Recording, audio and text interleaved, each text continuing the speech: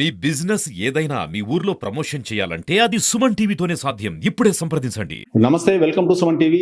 నేను మంజునాథ్. ప్రస్తుతం రాష్ట్రంలో అయితే బర్డ్ ఫ్లూ కలకలం సృష్టిస్తుంది. అసలు ఈ బర్డ్ ఫ్లూ అంటే ఏమిటి? ఈ బర్డ్ ఫ్లూ వల్ల పౌల్ట్రీ వ్యవస్థ ఏ విధంగా దెబ్బతింటుంది? ఈ బర్డ్ ఫ్లూ పై ఉన్న ప్రజల్లో ఉన్న భయభ్రాంతులను తొలగించేందుకు ప్రస్తుతం మనమైతే చిత్తూరు జిల్లా పశుసంవర్ధక శాఖ అధికారి ప్రభాకర్ గారి దగ్గర అయితే ఉన్నాం. ఈ బర్డ్ ఫ్లూ గురించి మరిన్ని వివరాలు ఆయన అడిగి తెలుసుకుందాం రండి.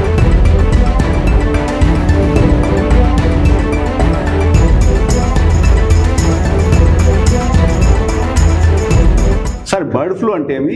ఏ విధంగా ఈ పౌల్ట్రీ ఫామ్ రైతులు నష్టపోతున్నారు బర్డ్ ఫ్లూ వల్ల? అందరికీ నమస్కారం అండి. నా పేరు doctor Prabhakar, joint director animal husbandry Chittoor. ముఖ్యంగా మీరు అడిగినట్లు బర్డ్ ఫ్లూ అనేది ఏవియన్ ఇన్ఫ్లుయెంజా అని కూడా అంటారు. ఇది ముఖ్యంగా కోళ్లలో వైరస్ వలన వచ్చేటువంటి జబ్బు. ఇది ముఖ్యంంగా ఈ వలస పక్షులు వస్తాయి, వేరే దేశాల నుంచి వలస వచ్చి ఇక్కడ కొన్ని రోజులు ఉంటాయి, నెల 2 నెలలు అలా ఉంటాయి. ఆ virus carriers, they will carry the virus but they won't suffer. అవేం వాటికి ఏం జబ్బు ఏం చేయదు, కాకపోతే they will carry the virus. ఆ వైరస్ ను క్యారీ చేసే క్రమంలో చుట్టుపక్కల ఏదైనా కోళ్ల ఫారాలు ఉన్నప్పుడు ఈ వలస పక్షుల నుంచి ఆ వైరస్ ఈ కోళ్లకు వచ్చేదానికి అవకాశం. సార్, ఇప్పుడు ఈ బర్డ్ ఫ్లూ ఉభయ గోదావరి జిల్లాల్లో స్టార్ట్ అయింది. మనం చిత్తూరు జిల్లాలో దాదాపుగా ఒక 16 నుంచి 1800 పౌల్ట్రీ ఫార్మ్స్ ఏమో ఉన్నాయి. బర్డ్ ఫ్లూ అనేది ఐడెంటిఫై చేయగలిగినారా? ఈ బర్డ్ ఫ్లూ రాకుండా పౌల్ట్రీ యజమానులు ఏ విధమైన చర్యలు తీసుకోవాలి? చెప్పినట్లుగా మనకు ఈ ప్రస్తుతం బర్డ్ ఫ్లూ గత 1 వీక్ నుంచి ఉభయ గోదావరి జిల్లాలు, తర్వాత కృష్ణా ఎన్టీఆర్ జిల్లాలో ఉందండి. అక్కడ కొన్ని కోళ్లు మరణాలు జరిగింది. అక్కడ మా పశుసంవర్ధక శాఖ సిబ్బంది, మా డైరెక్టర్ గారి ఆదేశాల మేరకు అక్కడ చనిపోయిన కోళ్ల యొక్క శాంపుల్స్ హై సెక్యూరిటీ ల్యాబ్ భోపాల్కు పంపడం జరిగింది. అక్కడ ఇది H5N1 వైరస్ గా గుర్తించడం జరిగింది. అది ఏదైతే పాజిటివ్ గా వచ్చిందో అప్పటి నుంచి హై అలర్ట్ ప్రకటించారు. అక్కడ నుంచి ఈ కోళ్లు గాని మా గుడ్లు అవన్నీ కూడా రెస్ట్రిక్షన్ చేశారు.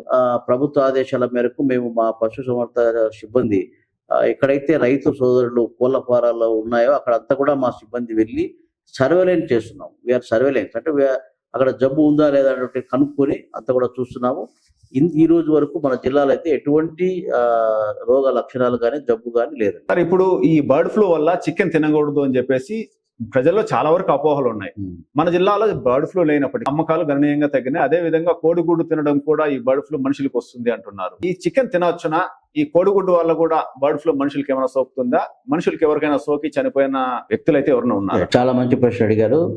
మీరు అన్నట్లు ఈ వైరస్ అనేటువంటిది దాని యొక్క లైఫ్ స్పాన్, దాని యొక్క జీవిత కాలము అది బాడీలో కోడి శరీరంలో ఉన్నంత వరకే దానికి జీవం. ఎప్పుడైతే వైరస్ రూమ్ టెంపరేచర్ కు వచ్చిందో 37 డిగ్రీ సెంటిగ్రేడ్ వచ్చినప్పుడు రూమ్ టెంపరేచర్ లోనే వైరస్ చనిపోతుంది. అది కాకుండా మన భారతీయ ఈ వంటకాల చేసే పద్ధతిలో మనం 100 డిగ్రీ సెంటిగ్రేడ్ వరకు బాగా మరిగించి వండుకొని తింటాం. సో ఆ వైరస్ ఆ టెంపరేచర్ లో అసలు ఉండేదానికి ఛాన్సే లేదు. అందువల్ల ఈ తరుణంలో మనం కోడి గుడ్లు కానీ మాంసం కానీ కోడి మాంసం ఉడకబెట్టుకుని తినడం వల్ల ఎటువంటి జబ్బు రాదు, మనకు వచ్చడానికి అవకాశం. కోళ్ల నుంచి మనుషులకు సంక్రమించేటువంటి సందర్భాలు మన ఇండియాలోనే లేవు. సార్, ఇప్పుడు ఓవరాల్ గా ప్రజలైతే భయపడుతున్నారు. ఓకే, చికెన్ తినకూడదు, కోడిగుడ్ల వల్ల కూడా అవును బర్డ్ ఫ్లూ వస్తుంది అని చెప్పేసి. దీనివల్ల మన జిల్లా వ్యాప్తంగా కూడా ఇప్పటి వరకు ఎంత మాత్రం కోళ్ల అమ్మకాలు తగ్గాయి? మీరు ప్రజలకు దీనివల్ల తినొచ్చునన్నా తినకూడదనా క్లారిటీ ఇవ్వగలుగుతారా? జిల్లా వ్యాప్తంగా ప్రభుత్వ ఆదేశాల మేరకు మా పశుసంవర్ధక శాఖ సిబ్బంది అంటే పారా వెటనరీయన్స్ కానీ, అనిమల్ హస్బెండరీ అసిస్టెంట్స్, డాక్టర్స్, ఏడీలు, జేడీ వరకు మేము కోళ్ల ఫారాలన్నింటి కూడా విజిట్ చేసి కోళ్ల రైతులకు అవగాహన కల్పిస్తున్నాం. తర్వాత బయోసెక్యూరిటీ మెజర్స్, ముఖ్యంగా అంటే ఇన్ఫెక్షన్ బై ఛాన్స్ ఇన్ఫెక్షన్ ఒక ఫామ్ నుంచి ఇంకొక ఫామ్ కు వచ్చేదానికి ఛాన్సెస్ అనేది ఉంటాయి. కాబట్టి అటువంటి బయోసెక్యూరిటీ మెజర్స్ గురించి ఎక్స్ప్లెయిన్ చేస్తున్నాము. ఎక్కడైనా చనిపోయిన ఆ కోళ్ళ వివరాలు కూడా తీసుకుంటున్నాము. ఇప్పుడు వరకైతే మా జిల్లాలో ఎక్కడ కోళ్ళు మరణాలు అయితే లేదు. తర్వాత బయోసెక్యూరిటీ మెజర్స్ గురించి ఎక్స్ప్లెయిన్ చేస్తున్నాము. తర్వాత ఈ ఇన్సెక్టిసైడ్స్ స్ప్రే, కొన్ని మందులు కూడా క్రిమి సంహారక మందులు కూడా ఫుట్పాత్ మెయింటైన్ చేయడం కానీ, లోపల షెడ్లకు కానీ, తర్వాత ఫీడ్ పైన వాటిపైన కూడా ఈ మందులన్నీ కూడా పిచికారీ చేయమని రైతులకు సలహా ఇస్తున్నాము.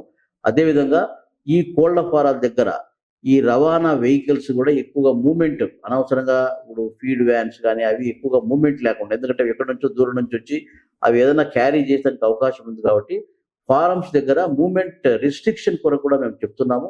ఇది కాకుండా మేము 31 మండలాల్లో కూడా డాక్టర్లు పారా సిబ్బందితో RRT team, rapid response teams అనేటివి ఏర్పాటు చేసి డాక్టర్లందరూ కూడా అప్రమత్తంగా పెట్టాం. మనం జిల్లాలో ఒక 10 నుంచి 12 చెక్ పోస్టులు ఉన్నాయి. ముఖ్యంగా పలమనేరు ఏరియా, కుప్పము, ఇట్లా పుత్తూరు ఏరియాలో. ఇక్కడంతా కూడా మా పశుసంవర్ధక శాఖ సిబ్బంది 3 షిఫ్ట్లుగా ఉదయము, మధ్యాహ్నం, సాయంత్రము వారు ఉండి అక్కడ ఏదన్నా అన్నెసరీ మూవ్మెంట్ ఆఫ్ వెహికల్స్ కానీ, తర్వాత ఈ ఎక్కువగా మూవ్మెంట్ రిస్ట్రిక్షన్ చేస్తున్నాం. మన జిల్లా నుంచి కోళ్లు కానీ, మాంసం కానీ, గుడ్లు మనం వెళ్ళేదానికి అనుమతిస్తున్నాము.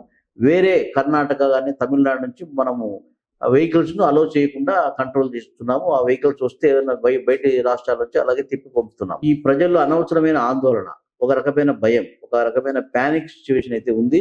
ఏమి భయపడాల్సిన పని లేదు. అసత్య ప్రచారం వల్ల, అపోహల వల్ల ముఖ్యంగా ఒక 180 వరకు రేట్ అనేది తగ్గడం వాస్తవమే. అదేవిధంగా ₹7 ఒక ఎగ్ కాస్ట్ 7 నుంచి 6 రూపీస్ తగ్గింది. ఇదంతా కూడా డ్యూ టు అవగాహన లేకుండా కొంత అనవసరమైన ప్రచారం వల్ల జరుగుతూ ఉంది. సో మనం అపోహ పడకుండా హ్యాపీగా మనం తీసుకోవచ్చు. ఉడకబెట్టి తింటే ఏమీ కాదు. బర్డ్స్ నుంచి హ్యూమన్స్ వచ్చడానికి ఛాన్సెస్ లేవు, ఎటువంటి రికార్డ్స్ లేవు. ఈ బర్డ్ ఫ్లూ ఏ విధంగా ఉత్పత్తి అవుతుంది, దాని లైఫ్ ఎన్ని రోజుల నుంచి ఎన్ని రోజుల వరకు ఉంటుంది, ఆ ట్రావెలింగ్ ఎన్ని రోజుల నుంచి, ఇప్పుడు అది ఎన్ని రోజుల వరకు బతుకుంటుంది?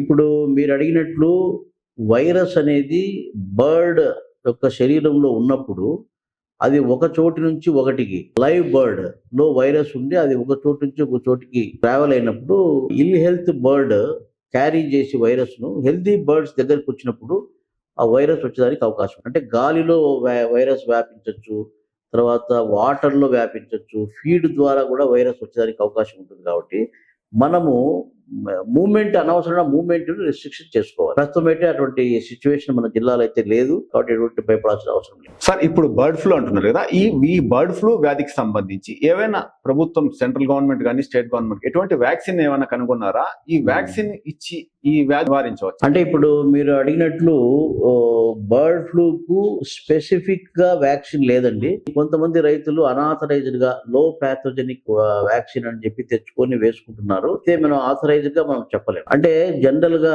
మనకు పానిక్ సిచ్యువేషన్ సడన్ గా వచ్చేస్తుంది కాబట్టి రైతులు వాటికి వేసుకోవాల్సినటువంటి ముందు జాగ్రత్తగా వేసుకోవాలా.